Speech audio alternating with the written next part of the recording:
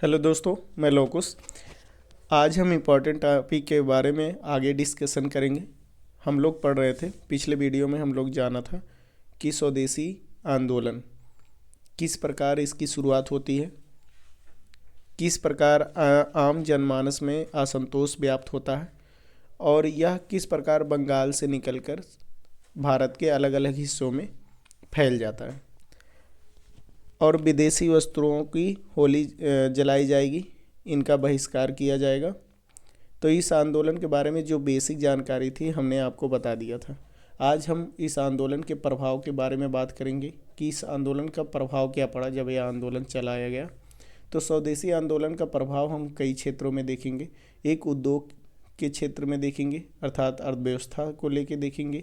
शिक्षा के क्षेत्र में इस आंदोलन का क्या प्रभाव पड़ा, सांस्कृतिक क्षेत्र में इस आंदोलन का क्या प्रभाव पड़ा, मतलब कला और साहित्य के क्षेत्र में, और इस आंदोलन का राजनीतिक क्षेत्र में क्या प्रभाव पड़ा।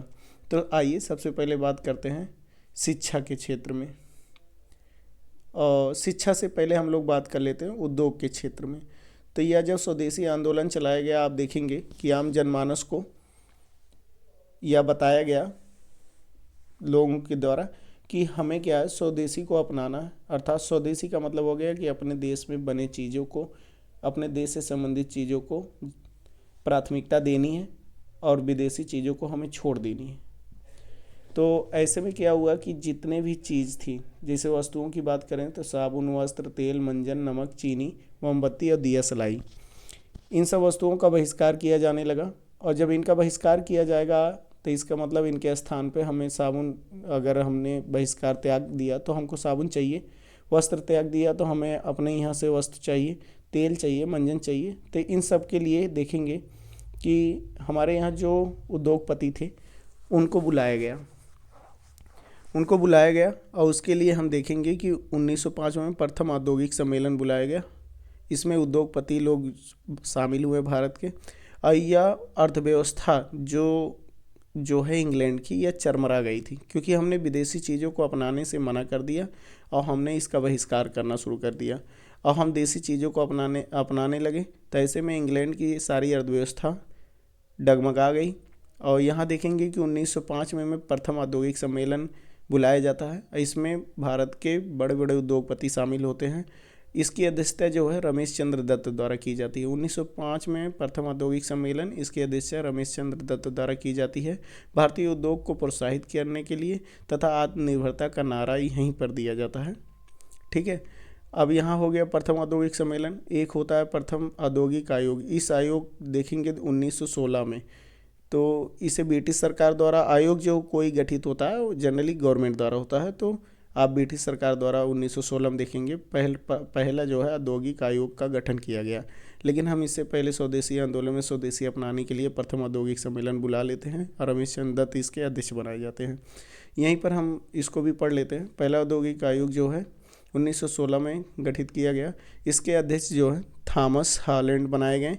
और क्यों किया गया? प्रथम विश्व युद्ध उस समय हो रहा था, तो प्रथम विश्व युद्ध से उत्पन्न परिस्थितियों के कारण इसका गठन किया गया। और परिस्थिति क्या उत्पन्न हुआ कि इंग्लैंड को बहुत सारी चीज़ों की आवश्यकता पड़ रही थी जो अपने यहाँ वो उत्पादन नहीं कर पा रहा था। तो इस बहाने उसने सोचा कि हम क्यों ना भारत में इस चीज़ों को उत्पादित करें और अपनी पूर्ति कर लें। तो इस बात को लेके पहला औद्योगिक आयोग का यह गठन किया जाता है। ठीक है, आप देखेंगे पहला स्वदेशी स्टोर, चलिए स्वदेशी अपनाने की बात हो रही थी तो पहला स्वदेशी स्टोर चाहिए था ताकि हम तेल, साबुन, जो भी केमिकल से संबंधित चीज़ें हैं हम उसको खरीद सकें और भारतीयों द्वारा बनाया गया हो। तो ऐसा देखेंगे पहला जो स्वदेशी स्टोर है बंगाल केमिकल स्वदेशी स्टोर था। यह आचार्य प्रफुल्ल चंद्र राय द्वारा खोला गया। तो बंगाल में आचार्य प्रफुल्ल चंद्र राय द्वारा पहला स्वदेशी स्टोर बंगाल केमिकल स्वदेशी स्टोर खोला गया, जहाँ पर सारी चीज़ों को उपलब्ध कराया गया। और हम अब देखेंगे शिक्षा के क्षेत्र में। तो शिक्षा के क्षेत्र में इसका क्या प्रभाव पड़ा? तो शिक्षा के क्षेत्र में हम देखेंगे कि बहिष्कार जो है, या लोगों से कहा गया कि हम सरकारी स्कूलों और कॉलेजों का बहिष्कार करेंगे। तो जब ये बातें कही गई आम जनमानस से कि हम ऐसे में स्कूलों का बहिष्कार करेंगे, तो फिर बात ये हुआ कि हम फिर अपने बच्चों को कहाँ भेजेंगे। तो इसके लिए देखेंगे कि राष्ट्रीय शिक्षण संस्थान राष्ट्रीय शिक्षण संस्थान स्थापित किए जाते हैं। और उसी क्रम में हम देखेंगे कि स्कूल खोले जाते हैं। बंगाल नेशनल कॉलेज और स्कूल की स्थापना की गई। तो बंगाल नेशनल कॉलेज स्कूल की स्थापना की जाती है। तो इसके प्राचार्य जो है अरविंद घोष बनाए जाते हैं। यह कब होता है? 14 अगस्त 1905 में। 14 अगस्त 1905 को बंगाल नेशनल कॉलेज स्कूल की स्थापना होती है। इसके प्राचार्य अरविंद घोष बनाए जाते हैं। और यह जो Bengal national college and school है, यह कहाँ पर स्थापित किया जाएगा? तो रंगपुर में। इसका जो प्रेरणा स्रोत था खोलने का, तो यह शांति निकेतन था। शांति निकेतन जो कि 1901 में इसकी स्थापना बीरभूम में रविन्द्रनाथ टैगोर द्वारा की गई थी। इसके तर्ज पर इसका स्थापना किया जाता है। आगे देखेंगे राष्ट्रीय शिक्षा परिषद का गठन किया जाता है। तो 14 अगस्त को तो Bengal national college and school की स्थापना कर दी जाती है। तो अगले ही दिन आप देखेंगे 15 अगस्त 1905 को ही राष्ट्रीय शिक्षा परिषद का गठन कर दिया जाता है। और इसके जो अध्यक्ष चुने जाते हैं वह गुरुदास बनर्जी चुने जाते हैं। तो अब राष्ट्रीय शिक्षा परिषद के अध्यक्ष कौन चुने गए? गुरुदास बनर्जी। तो यहाँ शिक्षा है, यहाँ गुरु है। तो आप जहाँ शिक्षा है तहाँ गुरु है, इस प्रकार आप याद कर सकते हैं। शिक्षा परिषद की बात होगी तो गुरुदास बनर्जी इसके अध्यक्ष चुने गए थे। राष्ट्रीय शिक्षा के कार्यक्रम को, इसका जो मकसद था, या राष्ट्रीय शिक्षा के कार्यक्रम को तैयार करना इसका मकसद था। आगे देखेंगे इसी समय आप देखेंगे एक संगठन जो है सामने आता है। उस संगठन का नाम है डॉन सोसाइटी संगठन। तो डॉन सोसाइटी संगठन जो है, यह मूलतः जो था, मतलब अगर सही दृष्टिकोण से देखें तो यह विद्यार्थियों का संगठन था। और डॉन कौन हो सकता है? युवा ही डॉन बन सकता है, कोई बुढ़ा तो बनेगा नहीं। तो विद्यार्थी जो शामिल थे, इसीलिए इस संगठन का नाम डॉन सोसाइटी संगठन, अर्थात विद्यार्थियों को यह जिम्मा दिया गया कि हम राष्ट्रीय शिक्षा का प्रसार करेंगे। और इसके जो मेन बनाए गए वह सतीश चंद्र मुखर्जी इसके मेन थे। तो पूछेगा डॉन सोसाइटी संगठन की स्थापना सतीश चंद्र मुखर्जी द्वारा की गई। ये विद्यार्थियों का संगठन था और इसका जो कार्य था वह राष्ट्रीय शिक्षा का प्रसार करना था। तो डॉन्स से देखिए यहाँ ट्रिक बनाए हैं। डॉन्स से मतलब डॉन सोसाइटी, सा से सतीश चंद्र मुखर्जी, ठीक है। यहाँ देख लीजिए। और इसमें यह बात कहेगी कि हम जो अपनी शिक्षा को मतलब आधार रखेंगे वह क्षेत्रीय भाषा रखेंगे, या हम अपनी भाषाओं के अनुसार हम राष्ट्रीय शिक्षा पर बल देंगे। लेकिन इससे पहले अभी तक जो चल रहा था कि जो शिक्षा का माध्यम होगा वह अंग्रेजी भाषा होगा। तो आपसे ये पूछेगा कि भारत में अंग्रेजी भाषा शिक्षा का माध्यम कब बना? तो 1835 से यह प्रथा चला रही थी। ये चीज़ें सिस्टम में आ गई थी कि अंग्रेजी भाषा में ही आपको शिक्षा दी जाएगी। तो ठीक है, इस तरह चीज़ें आगे बढ़ी। चलिए आगे बढ़ते हैं। अब हम बात करेंगे राजनीतिक प्रभाव की। तो राजनीतिक प्रभाव में बात करें तो 1905 में जब आप देखेंगे स्वदेशी आंदोलन चल रहा था। चल क्या रहा था कि स्वदेशी आंदोलन, जब बंगाल विभाजन की बात हुई तो 1905 में बनारस अधिवेशन होता है कांग्रेस का। तो कांग्रेस के बनारस अधिवेशन की अध्यक्षता जो है गोपाल कृष्ण गोखले द्वारा की गई। तो इसमें गोपाल कृष्ण गोखले ने बंगाल विभाजन की निंदा की। बंगाल विभाजन की जो निंदा करते हुए इन्होंने कहा कि बंगाल विभाजन एक बड़ी भूल है। और इन्होंने कर्जन की निंदा की। और कर्जन की निंदा करते हुए कहा कि बंगाल विभाजन एक बड़ी भूल है। और तत्कालीन गवर्नर जनरल की निंदा करते हुए इन्होंने कहा कि यदि हम इतिहास में कर्जन की उपमा तलाशना चाहें तो हम पाएंगे कि औरंगजेब से इसकी तुलना की जाए तो हमें औरंगजेब से शासनकाल की ओर देखना होगा। अर्थात कर्जन की तुलना जो है औरंगजेब से की। तो कर्जन की तुलना औरंगजेब से किसने की? तो आप देखेंगे गोपाल कृष्ण गोखले के द्वारा की गई। कब की गई? 1905 में बनारस अधिवेशन में की गई। तो 1906 में आगे चल के देखेंगे। यहाँ गर्म दल आप देखिए, यहाँ थोड़ा सा आपको चीज़ें बता देते हैं। अभी क्या है कि जो स्वदेशी आंदोलन है उसमें देखिए गर्मपंथी लोग ज़्यादा सक्रिय हैं। और इन्होंने ही बंगाल से निकल के भारत के कोने कोने में इस आंदोलन को सक्रिय किया। और ऐसे में गर्मपंथी और नरमपंथी दोनों आपस में मतभेद होने लगा। तो गर्मपंथी चाहते थे कि हम जो 1906 का अधिवेशन है, चूँकि हम स्वदेशी आंदोलन को लीड कर रहे हैं और ऐसे में हमारा कोई व्यक्ति, हम में से गर्मपंथियों में से कोई व्यक्ति अध्यक्ष बनना चाहिए। और नरमपंथी नहीं चाहते थे कि गर्मपंथी कोई अध्यक्ष बने।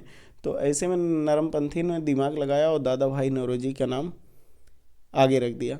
अब दादा भाई नौरोजी तो नरमपंथी नेता थे, लेकिन ये ऐसे प्रभावशाली व्यक्ति थे कि इनका सम्मान जो है, चाहे वह गर्मपंथी हो चाहे या नरमपंथी हो, हर कोई करता था।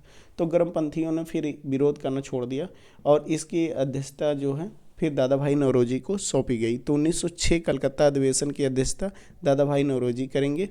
और इस अधिवेशन की जो विशेषता है ना, विशेषता देखेंगे कि इसमें 4 प्रस्ताव पारित किया गया। 4 प्रस्ताव जो पारित किया गया उसमें स्वदेशी है, राष्ट्रीय शिक्षा, बहिष्कार है और स्वशासन और स्वराज है। तो स्वदेशी, राष्ट्रीय शिक्षा, बहिष्कार, स्वशासन या स्वराज, यह 4 प्रस्ताव पारित किया गया कि हम स्वदेशी अपनाएंगे और शिक्षा के लिए जो है हम राष्ट्रीय शिक्षा से संबंधित जो कार्य करेंगे, हम बहिष्कार करेंगे चीज़ों का, और स्वशासन मतलब हम अपने के लिए स्वयं का शासन मांगेंगे। तो यहाँ स्वशासन या स्वराज का मतलब था कि इंग्लैंड द्वारा अभी तक जो है भारतीयों पे जो शासन किया जा रहा था वह नौकरशाह के माध्यम से किया जा रहा था, जिस पर तिलक जी का कहना था कि ये जो नौकरशाह के माध्यम से हम पर शासन किया जा रहा है यह अंग्रेज हैं, और आप, हम ऐसा नहीं कह रहे कि आप हम देश छोड़ के चल जाइए, लेकिन इनका ये कहना था कि जो नौकरशाह हम पर शासन कर रहे हैं वो नौकरशाह जो है हमारे बीच में से चुने जाने चाहिए, मतलब भारतीयों के बीच से चुने जाने चाहिए, हम पर भारतीयों के द्वारा ही शासन किया जाए। तो जनप्रतिनिधियों को शामिल किया जाए, इसमें चुनकर ये जाए। और इनका मानना था कि ये जो हमारे बीच से चुने जाएं यह चुनाव के माध्यम से चुनकर जाए, जैसे पंचायत स्तर से चुन के जाए, निकाय स्तर पर और विधानसभा स्तर पर, इन सब का चुनाव कराया जाए और इनको शामिल किया जाए। ठीक है, कि हमारे लोगों को शामिल किया जाए। हम आगे बात करेंगे। यहाँ शिक्षा से संबंधित एक बात छूट गई थी, हम यहाँ पर इसको डाल दिए हैं। शिक्षा से देखिए क्या है कि तकनीकी बात आई थी, जब शिक्षा को लेकर बात हुई तो राष्ट्रीय स्तर पर हम देखते हैं कि कई शिक्षण संस्थान बनाए गए, शिक्षा परिषद का गठन किया गया। लेकिन बात हुआ तकनीकी शिक्षा छात्र कहाँ से हासिल करें, तो तकनीकी छात्रों को शिक्षा हेतु जापान भेजने के लिए छात्रवृत्ति योजना चलाई गई। और यह छात्रवृत्ति योजना योगेश चंद्र घोष के द्वारा चलाई गई। योगेश चंद्र घोष के द्वारा यह छात्रवृत्ति योजना चलाई गई। और आप इस तरह याद करिए कि योगेश इनका नाम है, तो योग समझ लीजिए एक प्रकार की तकनीक है और तकनीकी शिक्षा योगेश से संबंधित है। इस तरह आप याद कर सकते हैं। ठीक है, अब हम बात करते हैं सांस्कृतिक क्षेत्र में इस आंदोलन का, अर्थात स्वदेशी आंदोलन का क्या प्रभाव पड़ा। तो सांस्कृतिक क्षेत्र में हम देखेंगे कि साहित्य के क्षेत्र में क्या प्रभाव पड़ा, फिर हम देखेंगे कला के क्षेत्र में क्या प्रभाव पड़ा। साहित्य के क्षेत्र में हम लोग देखेंगे कि इस समय जो बांग्ला साहित्य है ना वो बहुत ज़्यादा समृद्ध हुआ। उसका कारण ये था कि आम जनमानस के लिए आप देखेंगे बांग्ला में गीत लिखे जाएंगे, कविताएं लिखी जाएंगी, भाषण लिखे जाएंगे, और ऐसे में यह जो है बांग्ला साहित्य के लिए बहुत समृद्ध साबित हुआ। और लोगों में जो है उत्साह और भावना, जोश भरने के लिए और स्वदेशी आंदोलन को आगे बढ़ाने के लिए ऐसा किया जाएगा। तो यह बांग्ला साहित्य के लिए तो अच्छा था। दूसरी बात क्या है कि इसी समय आप देखेंगे जो चर्चित गीत है अमार सोनार बांग्ला। तो अमार सोनार बांग्ला जो है यह रविन्द्रनाथ टैगोर के द्वारा इसी टाइम पीरियड में, जो स्वदेशी आंदोलन के दौरान 1906 में लिखा जाएगा। और यह इसलिए लिखा जाता है अमार सोनार बांग्ला कि हम बंगाल विभाजन का विरोध करते हैं और लोगों में जो है ऊर्जा भरने के लिए, कि कहीं ऐसा ना हो कि आंदोलन कमज़ोर हो जाए। तो समय समय पर लोगों के द्वारा ऐसे भाषण, कविताएं लिखी जाती थी, तो उस समय ये गीत लिखा गया था। और आगे चल के आप देखेंगे कि 1971 में ये बांग्लादेश का राष्ट्रीय गीत भी बन जाता है, अमार सोनार बांग्ला। ठीक है, तो बांग्लादेश का जो आज राष्ट्रीय गीत है इसे 1971 में अपना लिया जाता है। रविन्द्रनाथ टैगोर के द्वारा हुआ था, इसी स्वदेशी आंदोलन के दौरान ये सब लिखी गई थी। अब हम देखेंगे कला के क्षेत्र में। तो कला के क्षेत्र में देखेंगे कि इन्हीं के भाई थे रविन्द्रनाथ टैगोर। इनके द्वारा India society of oriental art की स्थापना की जाती है 1906 में। 1906 में ही रविन्द्रनाथ टैगोर के द्वारा India society of oriental arts की स्थापना की जाती है। इसका उद्देश्य था भारतीय कला को प्रोत्साहित करना।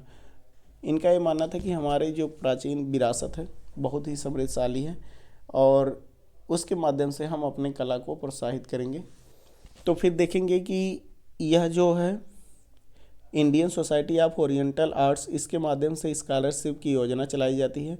और इसका पहला छात्रवृत्ति या स्कॉलरशिप पाने वाला जो छात्र था वह नंदलाल घोष था। नंदलाल घोष बहुत इम्पोर्टेंट हैं। नंदलाल घोष जो है Indian society of oriental arts से छात्रवृत्ति प्राप्त करने वाले पहले छात्र थे। और आप देखेंगे नंदलाल घोष के बारे में एक जानकारी और आपको हम दे दें, यही नंदलाल घोष हैं। जब भारत आज़ाद हो जाएगा तो संविधान जब बन जाएगा तो संविधान के विभिन्न भाग की भावना को चित्रित करने के लिए चर्चा होती है कि कैसे इसकी भावनाओं को चित्रित किया जाए। तो इसके लिए नंदलाल घोष को एक काम सौंपा जाता है कि आप इसके प्रत्येक भाग को पढ़ें और अच्छे से समझें और इसको समझकर एक चित्रित भाव में इसको चित्रित करें, उन भावों को एक चित्र के माध्यम से प्रदर्शित करें। तो इन्होंने संविधान के विभिन्न भागों के भावों को चित्रित किया, ठीक है। लेकिन संविधान के प्रत्येक पन्नों पर डिजाइन किसने तैयार किया था? त्योहार राम मनोहर सिन्हा द्वारा। तो पूछेगा कि संविधान के विभिन्न भागों के भाव को चित्रित किसने किया? तो नंदलाल घोष। संविधान के विभिन्न पन्नों पर डिजाइन किनके माध्यम से की गई? तो वह है त्योहार राम मनोहर सिन्हा के द्वारा, ठीक है। इतना क्लियर है। आगे बात करते हैं। आप देखेंगे कि यहाँ विवाद हो ही रहा था गर्म दल और नरम दल को लेके। जब विवाद ज़्यादा बढ़ गया तो गर्म दल और नरम दल अलग हो जाते हैं, और गर्म दल और नरम दल जब ऐसे में अलग हो जाते हैं तो अंग्रेज इसका बहाना बनाकर जो तिलक थे, तिलक को जेल में डाल देते हैं। और यह आधार बनाया जाता है कि इन्हें 6 वर्ष के लिए जेल डाल दिया जाता है। किस जेल में? मांडले जेल, जो म्यांमार में स्थित था। 1914 6 साल के लिए डाला जाता है और 1914 में इन्हें बाद में रिहा कर दिया जाता है। लेकिन जब इनको जेल में डाला गया तो उसके लिए आधार बनाया गया कि अंग्रेज़ों द्वारा इनके आंदोलन से जो प्रशासनिक कार्य थे उसमें बाधा उत्पन्न हो रही थी, ठीक है। इसको आधार बनाया गया कि आपके जो आंदोलन कर रहे हैं स्वदेशी आंदोलन, यह प्रशासनिक काम में बाधा उत्पन्न कर रही है, इसके लिए आपको जेल में डाला जाता है। तो 1908 ईस्वी में तिलक को जेल भेज दिया गया 6 वर्षों के लिए। 14 में अब ये छूटेंगे। गिरफ्तारी के बाद मुंबई के, यहीं पर देखेंगे कि जब तिलक की गिरफ्तारी हो जाती है तो मुंबई के जो कपड़ा मिल के मजदूर थे इन्होंने हड़ताल कर दी। तो यह जो भारतीय इतिहास में पहली राजनीतिक हड़ताल थी जो मजदूरों द्वारा की गई थी। तो पूछेगा भारतीय इतिहास में बम्बई के कहाँ के मजदूरों के द्वारा पहली राजनीतिक हड़ताल कर दी गई? तो बम्बई के मजदूरों के द्वारा। कब की गई? 1908 में। क्यों की गई? क्योंकि तिलक की गिरफ्तारी हो गई थी उसके विरोध में, और यह बम्बई में किया गया। किनके माध्यम से किया गया? तो कपड़ा मिल मजदूरों के द्वारा ये किया गया। इस हड़ताल के समर्थन में आप देखेंगे आगे इम्पॉर्टेंट इसलिए हो जाता है कि इस हड़ताल के समर्थन में रूस के साम्राज्यवादी नेता जो लेनिन थे, उनका कहना था कि भारत को अब गुलाम नहीं रखा जा सकता क्योंकि भारत का मजदूर अब जाग चुका है।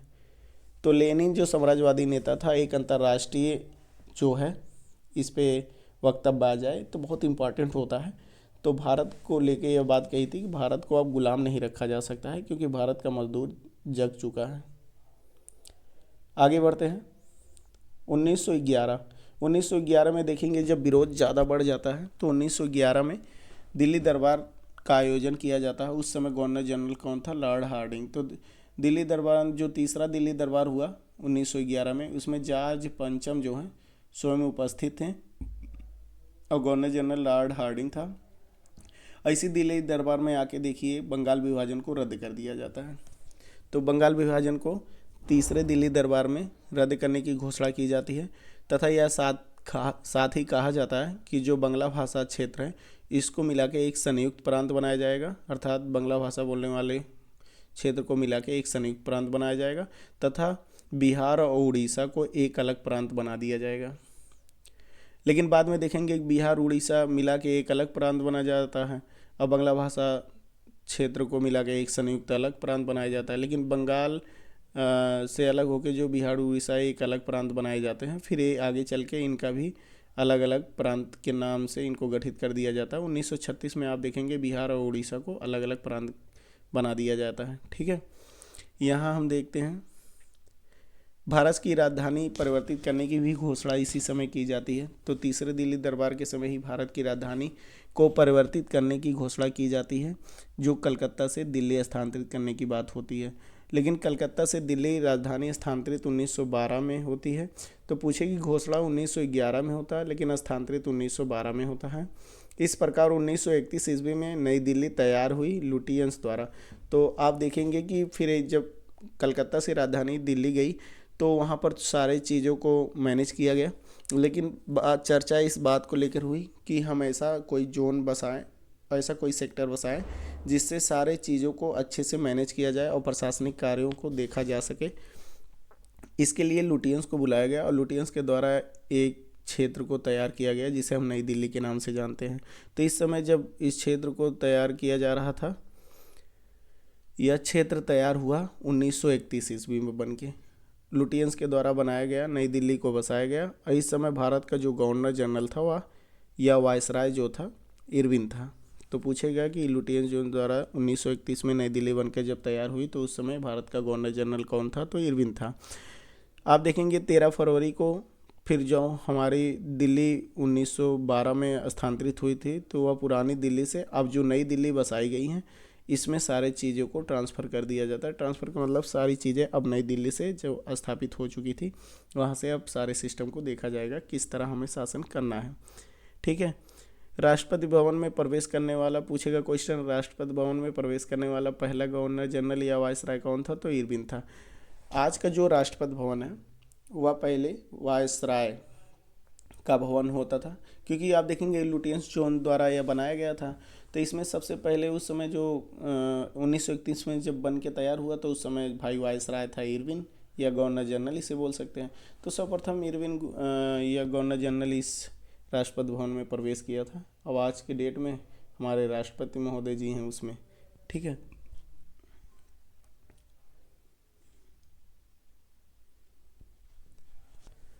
आगे बात कर लेते हैं। इसी बीच में सूरत का अधिवेशन होता है। हम कलकत्ता अधिवेशन में देखते हैं कि दादा भाई नौरोजी को अध्यक्ष चुन लिया जाता है तो गर्मपंथी थोड़ा शांत बैठ जाते हैं। लेकिन क्या होता है कि 1907 में अधिवेशन जब होता है तो इसकी अध्यक्षता को लेके फिर से बवाल होता है। तो पहले आप मोटी मोटा समझ लीजिए कि इस बात को कि इसकी अध्यक्षता जो है रासबिहारी घोष के द्वारा की जाएगी। होना कहाँ था, तो होना था या पुणे में, तिलक के क्षेत्र में होना था और यह तिलक का जो है क्षेत्र था, और लेकिन ये बाद में सूरत में होता है।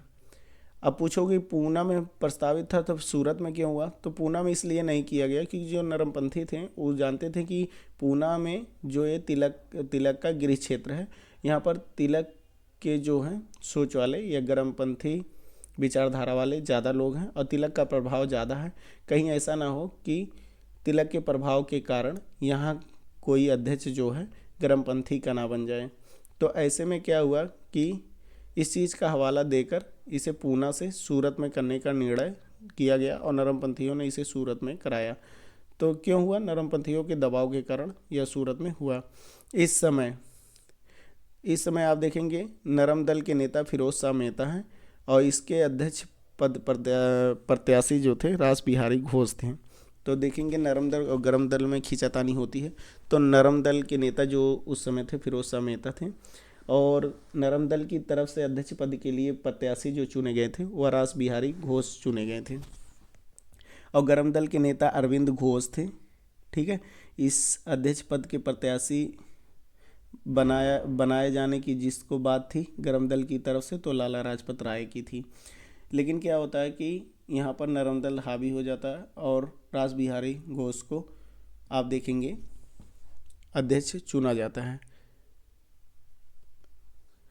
यहाँ पर फिर विवाद होता है। तिलक और गरम दल के नेताओं को कांग्रेस से बाहर कर दिया जाता है, निकाल दिया जाता है। क्योंकि अब क्यों निकाल दिया जाता है, यहाँ देखेंगे कि तिलक और गरम दल के नेताओं को निष्कासित कर दिया जाएगा। ऐसा क्यों होता है कि जब देखेंगे नरम दल के जो नेता हैं वो अध्यक्ष चुने जाते हैं रासबिहारी घोष, तो क्या होता है कि मान लीजिए इस पे भी चीज़ें हो जाती हैं। लेकिन बात यह है ना कि असंतोष था ही, तो तिलक क्या है कि मंच पे चढ़ते हैं और कुछ चीज़ों का प्रस्ताव रखने का प्रयास करते हैं। तो ऐसे में उस मंच पर फिरोज शाह मेहता जी थे और कहा जाता है कि सुरेंद्र नाथ बनर्जी भी थे। तो जब इन लोगों का वर्चस्व था और तिलक जी कुछ प्रस्ताव रखने वाले थे तो इन लोगों ने इनको रोकने का प्रयास किया और जैसे ही रोकने का प्रयास किया तो इनके समर्थक जो जनता में थे वो भड़क गए और उन समर्थकों में से, उन भीड़ में से किसी ने जूता निकाल के फिरोज शाह मेहता के चेहरे पे फेंका, मारा। और ऐसे में क्या हुआ कि वो एक प्रतिष्ठित व्यक्ति थे और उनको जूता जाके लगी, भगदड़ मच गया। तो फैसला लिया गया कि ऐसे में गरम दल और तिलक को इसमें से निष्कासित कर दिया जाए।